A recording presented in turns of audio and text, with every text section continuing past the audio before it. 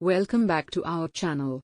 In this video, we'll be exploring different communication models that help us understand the complex process of exchanging information.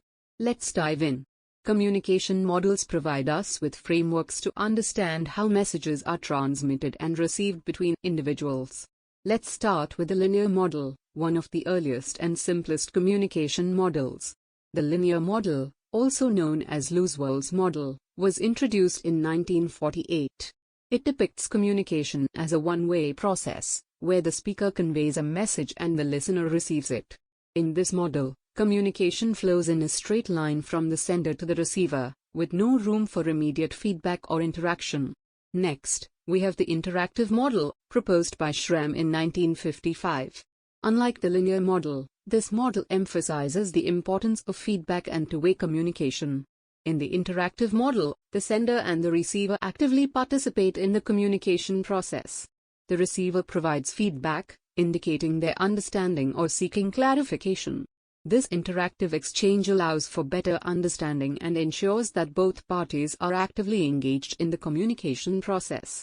Now, let's explore the transactional model, which provides a more comprehensive representation of communication. This model, introduced by Wood in 2009, recognizes that communication is an interdependent and continuous process.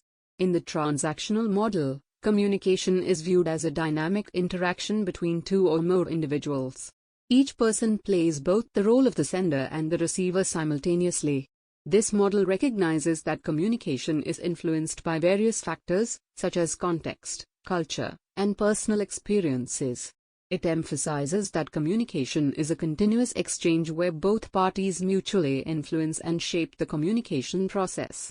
Understanding these communication models helps us navigate the complexities of human interaction and highlights the importance of active participation, feedback, and mutual understanding in effective communication.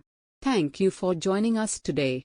If you found this video helpful, don't forget to give it a thumbs up and subscribe to our channel for more insightful content on communication. Stay tuned for our next video, where we'll explore effective communication strategies for different contexts. Until then, keep communicating.